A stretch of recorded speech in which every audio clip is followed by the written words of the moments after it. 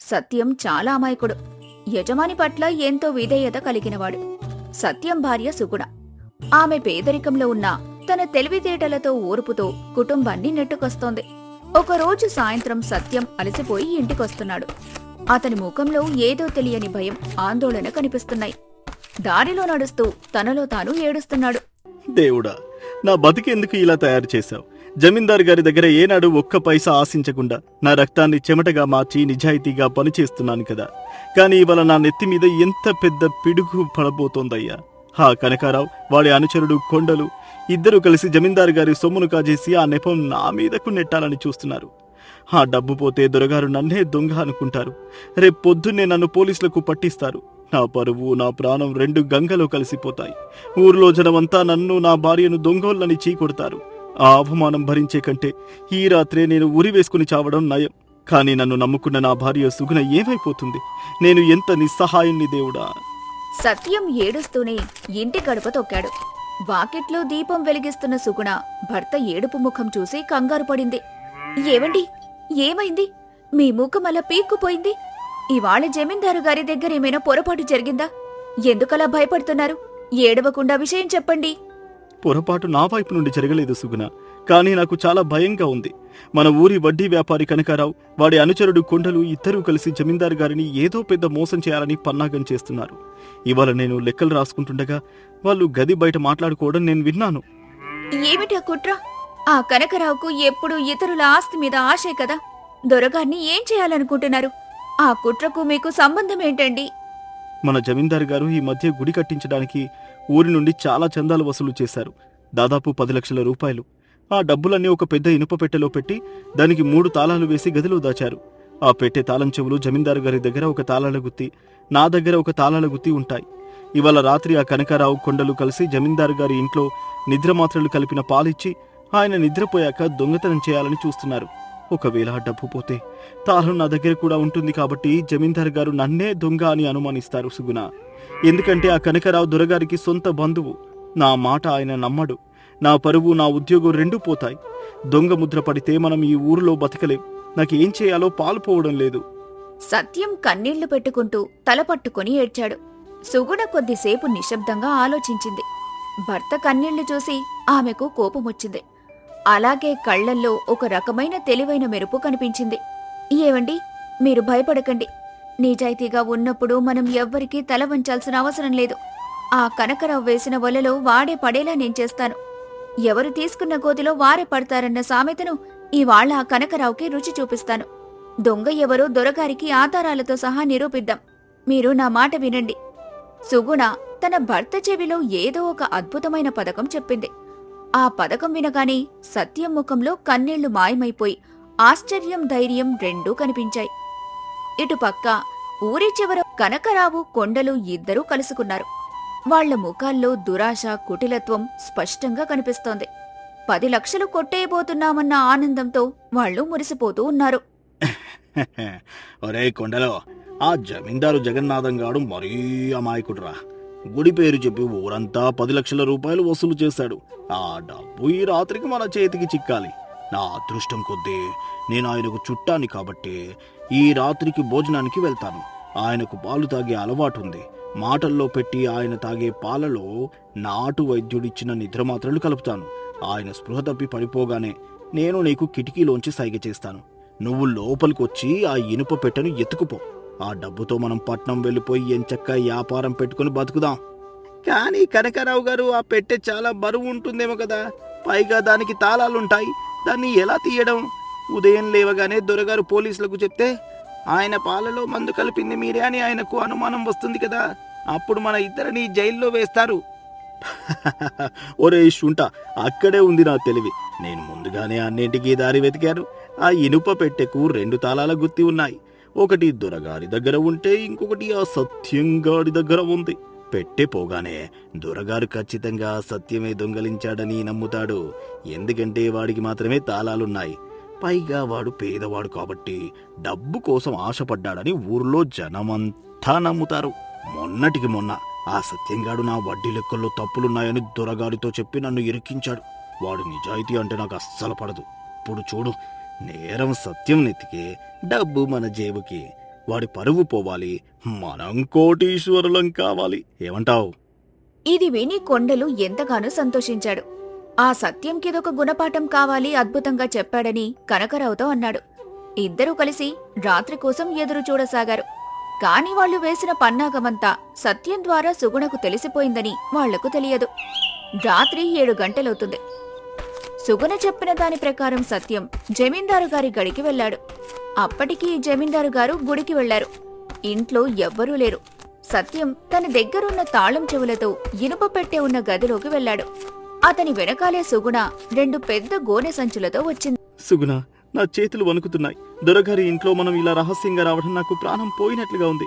ఎవరైనా చూస్తే ఏమనుకుంటారు? ధైర్యంగా ఉండండి. మనం దొంగతనం చేయటం లేదు. దొరగారి సొమ్మును దొంగల బారి నుండి కాపాడుతున్నాం. ఆ ఇనుప పెట్టె తీయండి.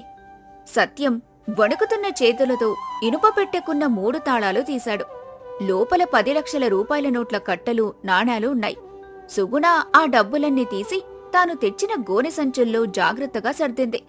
ఆ సంచులను తీసుకెళ్లి దొరగారి పడక గదిలోని ఇంకో పాత చెక్క పెట్టెలో దాచింది.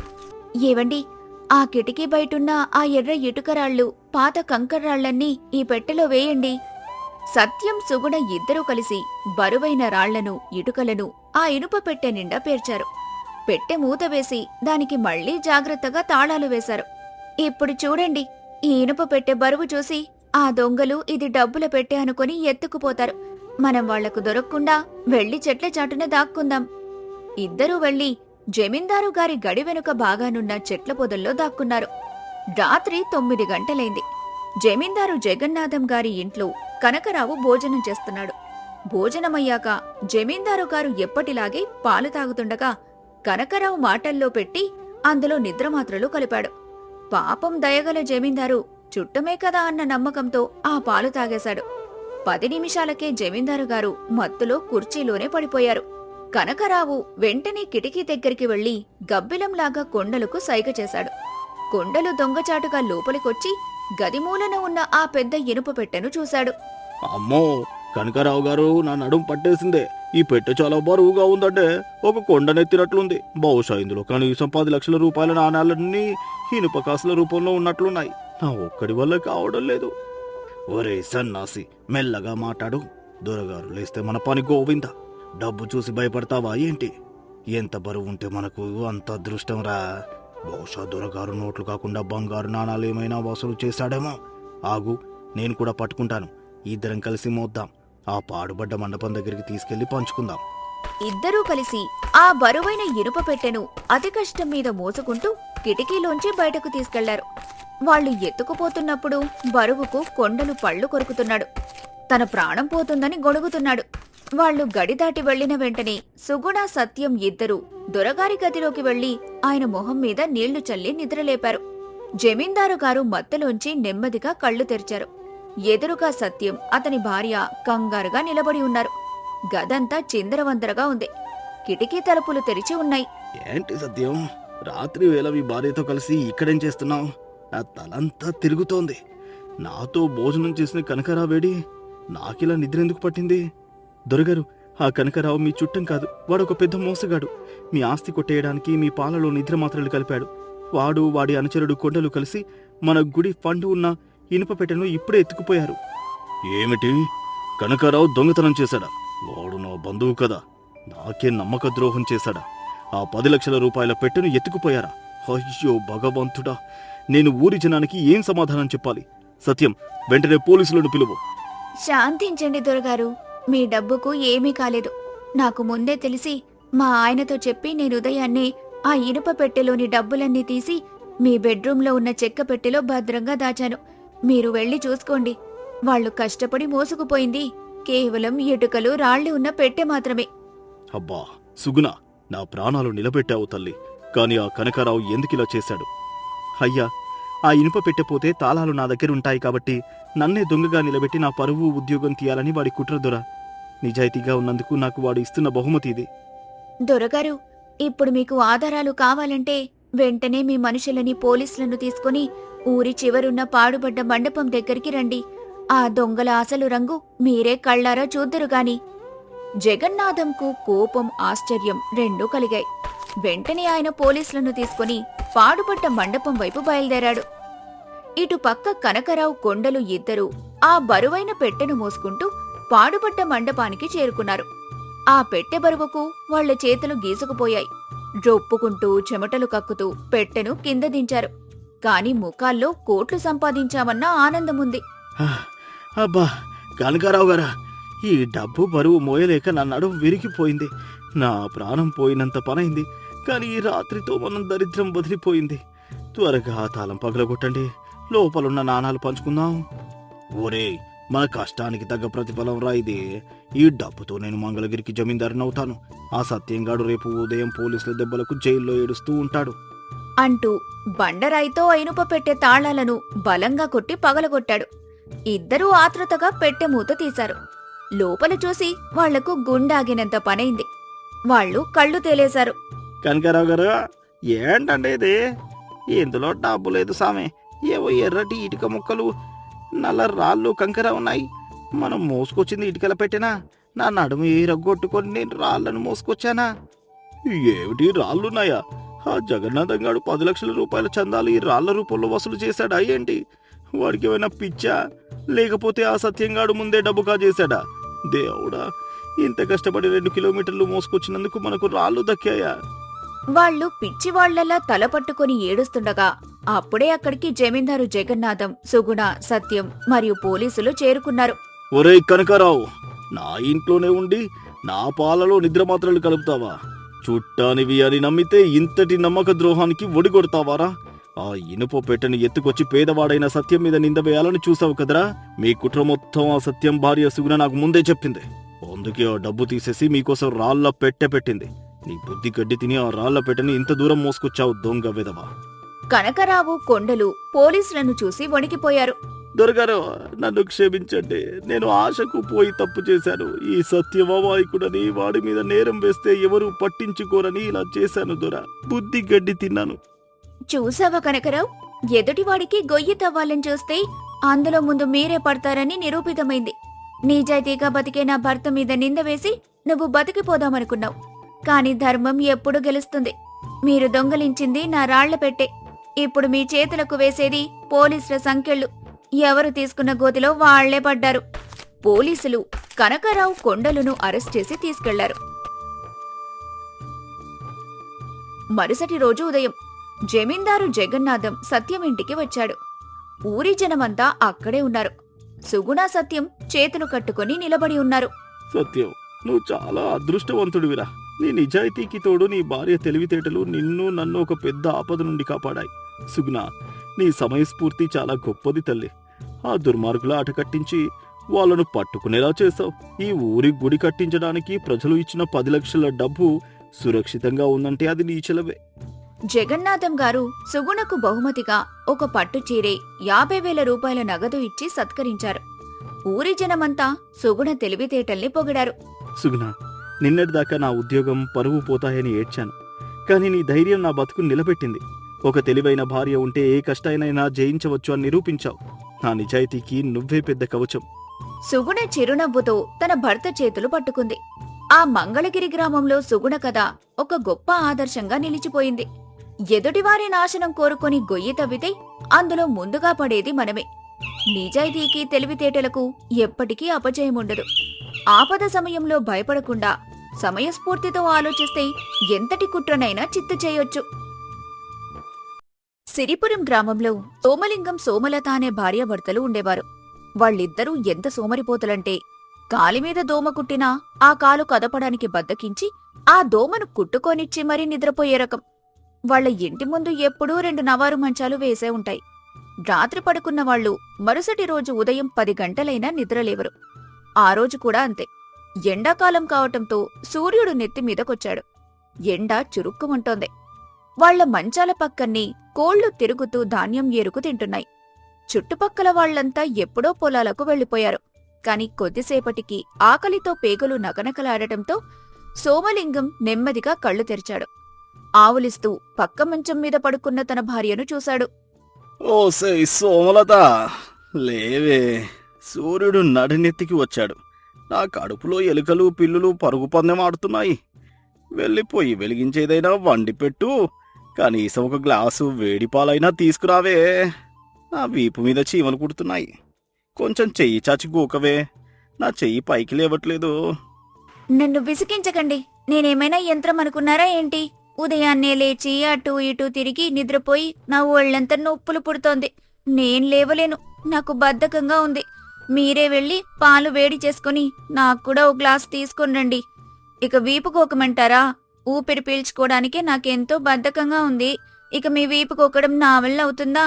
ఆ చీమలను కుట్టుకొనివ్వండి, అవే వెళ్ళిపోతాయి. ఏంటే, నన్ను పాలు తెచ్చుకోమంటావా? నేను మగాడినే, ఇంటి యజమానిని. నువ్వు ఆడదానివి. వంటింటి పని నీదే. నువ్వు ఎంత సోమరిపోతివి అంటే ఆ పక్కనే ఉన్న చెంబులో నీళ్లు తాగడానికి కూడా బద్దకిస్తావు. నీలాంటి సోమరి భార్య నాకు దొరకడం నా కర్మ. అబ్బో, మీరు మహా కష్టజీవి మరి. నన్ను సోమరిపోతంటారా? మీరసలు నన్ననేంతటి వాళ్ళా? ఊర్లో అందరు మగాళ్ళు పొద్దున్నే లేచి పొలాలకు పనులకు వెళ్తుంటే మీరు మాత్రం మీ మంచానికి జిగురు వేసుకుని అతుక్కుపోయినట్టు రోజంతా పడుకునే ఉంటారు. మీ బద్ధకం ముందు నా బద్ధకం ఎంతండి? నువ్వు సోమరిపోతువంటే నువ్వే పెద్ద సోమరిపోతువి. ఇలా ఇద్దరూ ఒకరినొకరు సోమరిపోతులు అని తిట్టుకుంటూ పడుకునే వాగ్వాదానికి దిగారు తప్ప ఏ ఒక్కరూ లేచి ఇంట్లోకి వెళ్లి పనిచేసే ప్రయత్నం చేయలేదు. వాళ్ల ఆకలి వాళ్లను కదిలిస్తున్నా బద్ధకం వాళ్లని లేవనివ్వటం లేదు. వీళ్ళిద్దరి గొడవ పక్కింట్లో ఉన్న కాంతమ్మకు స్పష్టంగా వినిపిస్తోంది. కాంతమ్మ పొద్దున్నే లేచి ఇల్లు అలికి ముగ్గు పెట్టి వంట చేసి పెరట్లో పనులు చేసుకుంటుంది. సోమలింగం వాళ్ల బద్ధకాన్ని చూసి ఆమెకు ఎప్పుడూ మండిపోతుంటుంది. అయ్య బాబోయ్, వీళ్ళని చూస్తుంటే నాకు పిచ్చెక్కిపోతుంది. 10 గంటలవుతుంది. ఊరంతా పనుల్లో ఉంటే ఈ దరిద్రపు దంపతులు మాత్రం ఇంకా మంచాలే దిగలేదు. వీళ్ళిద్దరికీ సోమరిపోతులు అని ఊరి పెద్దలు గొప్ప బహుమతివ్వాలి. బద్ధకానికి గుర్తింపు వీళ్లే. అప్పుడే కాంతమ్మ భర్త సుబ్బయ్య పొలం నుండి వచ్చాడు. ఏంటి కాంతమ్మా, ఉదయాన్నే ఎవరినో తిట్టుకుంటున్నావు? ఏమైంది? ఏవండి, ఇంకెవర్ని తిడతాను? ఆ సోమలింగం వాడి పెళ్ళాన్నే. చూడండి, ఎంతటి సేపటి నుండి లేవకుండా ఎలా గొడవ పడుతున్నారో. వీళ్లకు పొలము లేదు, పుట్రా లేదు. పని చేయకుండా ఎలా బతుకుతున్నారో దేవుడికే తెలియాలి. ఎవరైనా చుట్టాలొస్తే వాళ్లకి గుక్కెడు నీళ్లు కూడా ఇవ్వరేమో ఈ సోమరి ఎదవలు. మనకెందుకే కాంతమ్మ వాళ్ళ గోల? వాళ్ళ కర్మ వాళ్ళది. ఎవరైనా బంధువులు వస్తే వాళ్ళ బండారం బయటపడుతుందిలే. నువ్వు లోపలికి రా. కాని కాంతమ్మన్న మాటలు త్వరలోనే నిజం కాబోతున్నాయని వాళ్లకు తెలియదు. ఎండాకాలం సెలవులు మొదలయ్యాయి. అదే సమయంలో పట్నం నుండి సోమలింగం వాళ్ల దూరపు బంధువు భద్రయ్య, అతని భార్య సుజాత ఆ ఊరికొచ్చారు. భద్రయ్య నెత్తిమీద ఒక పెద్ద బట్టల పెట్టే సంచి పెట్టుకుని చేతిలో ఒక బుట్ట నిండా తాజా చేపలు పట్టుకుని వస్తున్నాడు. అతని పక్కన్నే భార్య సుజాత చేతిలో ఒక సంచి పట్టుకుని నడుస్తోంది. వాళ్లు నడుచుకుంటూ సోమలింగం ఇంటికి చేరుకున్నారు. ఇంటి ముందు మంచాల మీద ఇంకా పడుకుని ఉన్న సోమలింగం, సోమలతను చూసి వాళ్లు ఆశ్చర్యపోయారు. ఏమై సుజాత, ఇదేంటి? మనం వచ్చేసరికి పొద్దునెత్తికి వచ్చింది. వీళ్ళేమో ఏ రాత్రి పూట పడుకున్నట్లే ఇంకా మంచాల మీదే ఉండిపోయారు. ఏమైనా జబ్బు పడ్డారా లేక చనిపోయారా ఏంటి? అయ్యో, వాళ్ళు చనిపోలేదండి. గట్టిగా గురక పెడుతున్నారు చూడండి. ఎంత సోమరిపోతులు కాకపోతే మనుషులు ఇంటికి వస్తుంటే కూడా లేవకుండా ఉంటారు. లేపండి వాళ్ళని. ఒరేయ్ సోమలింగం, ఏరా లేవండి, మేం వచ్చాం. సోమలింగం, సోమలత ఉలిక్కిపడి లేచారు. ఎదురుగా చుట్టాలను చూసి కంగారు పడ్డారు. కాని భద్రయ్య చేతిలో ఉన్న చేపల బుట్టను చూడగానే వాళ్ళిద్దరి కళ్లల్లో మెరుపు, నోట్లో నీళ్లు ఊరటం మొదలయ్యాయి. అరే అన్నయ్య, వదినా, మీరా ఎప్పుడొచ్చారు? మాకు ముందే కబురు చేయాల్సింది కదా. బస్ ఆగే చోటికి వచ్చేవాడిని కదా. పర్వాలేదులే సోమలింగం, ఎండాకాలం సెలవులు కదా. ఒక వారం రోజులు పల్లెటూరి వాతావరణంలో ప్రశాంతంగా ఉందామని వచ్చాం. ఇదిగో చూడరా, మార్కెట్లో భలే తాజా చేపలు దొరికాయి. ఎప్పుడు పట్నంలో కోళ్లు తిని మొహం మొత్తిపోయింది. ఈ రోజు మీ ఆవిడ చేతితో కమ్మటి చేపల పులుసు వండించు, కుమ్మేద్దాం. చేపల పులుసు అనగానే సోమలతకు ఆకలి రెట్టింపయ్యింది. కాని ఆ చేపల్ని కడగాలి, మసాలా నూరాలి, వంట చేయాలి అన్న ఆలోచన రాగానే ఆమె బద్ధకం నరనరాన పాకింది. సోమలింగానికి కూడా భార్య చేత పని చేయించడం కష్టమని తెలుసు. వెంటనే ఇద్దరూ కళ్లతోనే మాట్లాడుకొని ఒక దొంగ నాటకానికి తెరతీశారు. అయ్యో అక్క, మీరు తెచ్చిన చేపలు చూస్తుంటే చాలా బాగున్నాయి. కాని నేనెంత దురదృష్టవంతురాల్లో. నిన్నటి నుండి నాకు విపరీతమైన జ్వరం, ఒళ్ళు నొప్పులు. కనీసం మంచం మీద నుండి పైకి లేవలేకపోతున్నాను. మీకు వంట చేసి పెట్టే భాగ్యం నాకు లేకుండా పోయింది. అవునన్నయ్య, దీనికి పచ్చి జ్వరం. నాకేమో నిన్న పనులకు వెళ్ళి కీళ్లు పట్టేశాయి. ఇద్దరం నడవలేకనే ఉదయం నుండి పస్తులుండి పడుకున్నాం. ఇప్పుడు మీకేం వండి పెట్టాలో అర్థం కావడం లేదు. పోనీలే అన్నయ్య, చేపలు ఎలాగూ తెచ్చారు కదా, వదిన చేతే వండించండి, మేము 4 ముద్దలు తింటాం. భద్రయ్య, సుజాత ఒకరి ముఖాలొకరు చూసుకున్నారు. వాళ్లకు పక్కింటి వాళ్ల ద్వారా ముందే వీళ్ల సోమరితనం గురించి కొంచెం తెలుసు.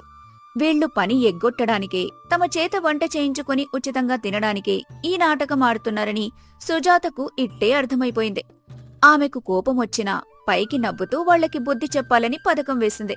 అయ్యో, మీకింత జ్వరంగా ఉందా సోమలత? పర్వాలేదులే, నువ్వు విశ్రాంతి తీసుకో. మీరు మావాళ్లు కదా, నేనే వండుతాన్లే. మీరు మంచాల మీదే పడుకోండి, నేను కమ్మటి పులుసు చేసి తెస్తాను. సుజాత లోపలికి వెళ్లి చేపలు శుభ్రం చేసి పసుపు, ఉప్పు పట్టించి పక్కన పెట్టింది. మట్టి పొయ్యి వెలిగించి నూనె వేసి ఆ మసాలాను బాగా వేయించింది. ఆ తర్వాత లావుపాటి చేప ముక్కలు, చిక్కటి చింతపండు పులుసు, కారం పోసి మట్టికుండ మీద మూతపెట్టింది. ఆ పులుసు సన్నటి మంట మీద ఉడుకుతుంటే వస్తున్న గుమగుమ వాసన గుడిసెను దాటి బయట మంచాల మీద పడుకున్న సోమలింగం, సోమలతల ముక్కులకి తగిలింది. ఆ వాసనకే వాళ్ల నోట్లో నదులు పారుతున్నాయి. దాంతో సోమలత తన మనసులో, అబ్బా, ఏం వాసన వస్తోందే! ఈ సుజాత చేతి వంట అద్భుతంగా ఉన్నట్టుంది.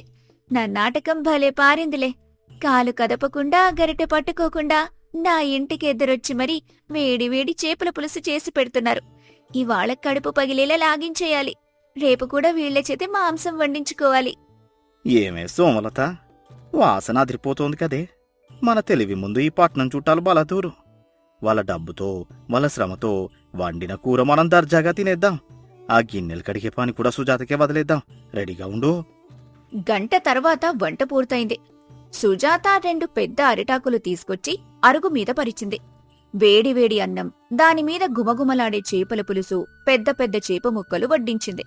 ఆ దృశ్యం చూసి సోమలింగం, సోమలతకు ఆకలితో కడుపులో పేగులరుస్తున్నాయి. ఇద్దరూ జ్వరం మర్చిపోయి గబగబా మంచాల మీద నుండి లేచి అరుగు దగ్గరకొచ్చారు.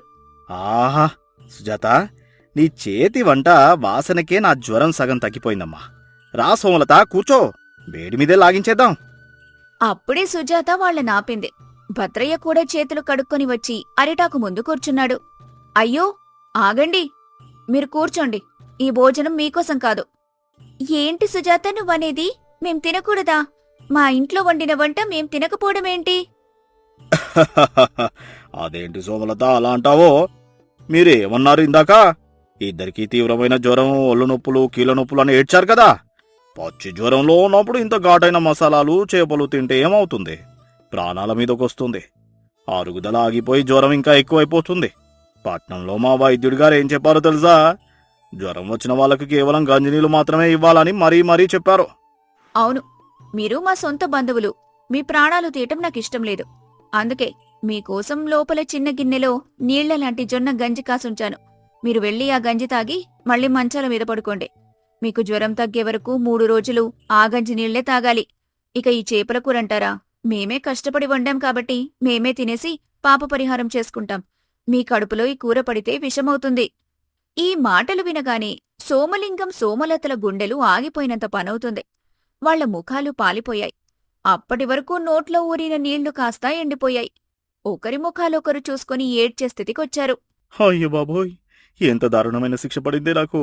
కళ్ళ ముందు కమ్మటి చేపల పులుసు, లావుపాటి చేప ముక్కలుంచుకుని ఈ చప్పటి గంజి నీళ్లు ఎలా తాగేదిరా దేవుడా. నా నాలుక ఆ చేపల కోసం గిలగిలలాడుతుంటే వీళ్ళు మనకంటే పెద్ద తెలివిగల వాళ్ళురా బాబో. పరెగ్గొట్టడానికి జ్వరం అని నాటకం ఆడితే వీళ్ళు నిజం అనుకుని గంజి నీళ్లు తాగమంటున్నారే. ఎంత ఘోరమైన మలుపిది. అదేం లేదన్నయ్య, మాకిప్పుడు జ్వరం కొంచెం తగ్గిందిలే. ఒక ముక్క తింటే ఏం కాదులే. అబే, అదేం కుదరదు. మళ్ళీ రాత్రికి జ్వరం వస్తే మేమే మిమ్మల్ని ఆసుపత్రికి మోయాలి. ఆ ముప్పు మాకొద్దు. మీరు వెళ్ళి గంజి తాగండి అని ఇద్దరూ వాళ్ల కళ్ల ముందే చేప ముక్కలను చప్పరిస్తూ ఆహా ఓహో అంటూ తినటం మొదలుపెట్టారు. సోమలింగం, సోమలత చేసేదేం లేక కడుపు కాలుతున్నా సరే వెళ్లి ఆ నీళ్ల గంజిని తాగి ఆకలితో మంచాల మీద పడుకున్నారు. వాళ్లకి రాత్రంతా నిద్రపట్టలేదు. చుట్టాలు వండిన కూర వాసన వాళ్లని ఏడిపిస్తూనే ఉంది. పక్కింటి కాంతమ్మ గోడచాటు నుండి ఇదంతా చూసి పకపకా నవ్వుకుంది. అలా జరిగింది వీళ్ళకి. పని చేయకుండా కూర్చొని తిందామనుకున్న వాళ్లకు కళ్ల ముందు అన్నమున్నా తినలేని శిక్ష పడింది. ఈ పట్నం చుట్టాలు భలే బుద్ధి చెప్పారు. ఇక ముందు వీళ్ళు పని చేయకుండా ఉండరు. మరుసటి రోజు ఉదయం సోమలింగం సోమలతలు పెందలాడే నిద్రలేచారు. సోమలత గబగబా ఇల్లూడ్చి వంట మొదలుపెట్టింది. సోమలింగం గొడ్డలి తీసుకుని పెరట్లో కట్టెలు కొడుతున్నాడు. భద్రయ్య సుజాత నిద్రలేచి ఈ మార్పు చూసి ఆశ్చర్యపోయారు. ఏంటి సోమలత, జ్వరం తగ్గిపోయిందా? అంత పొద్దున్నే లేచి పనులు చేస్తున్నారు? జ్వరం నిన్ననే తగ్గిపోయిందక్కా. పని చేయకుండా బద్దకిస్తే కడుపు నిండా తినే అదృష్టం కూడా పోతుందని నిన్న మీరు గట్టిగా బుద్ధి చెప్పారు. కష్టపడితేనే కడుపు నిండుతుందని అర్థమైంది. ఇక నుండి మా బద్ధకం వదిలేసి కష్టపడతాం. భద్రయ్య సుజాత సంతోషంగా నవ్వుకున్నారు. సోమరితనం వీడి కష్టపడటం మొదలుపెట్టిన ఆ ఇల్లు ఆ రోజు నుంచి కళకళ్లాడుతూ మారింది. సోమరితనం ఎప్పటికీ లాభం తెచ్చిపెట్టదు. కష్టపడి పనిచేసేవారికే ప్రతిఫలం దక్కుతుంది. బద్ధకంతో ఎదుటివారి మీద ఆధారపడితే కళ్ల ముందు అదృష్టమున్నా దాన్ని అనుభవించలేక ఆకలితో పస్తులుండాల్సి వస్తుంది. పట్టుదలతో పనిచేస్తేనే జీవితంలో సంతోషం.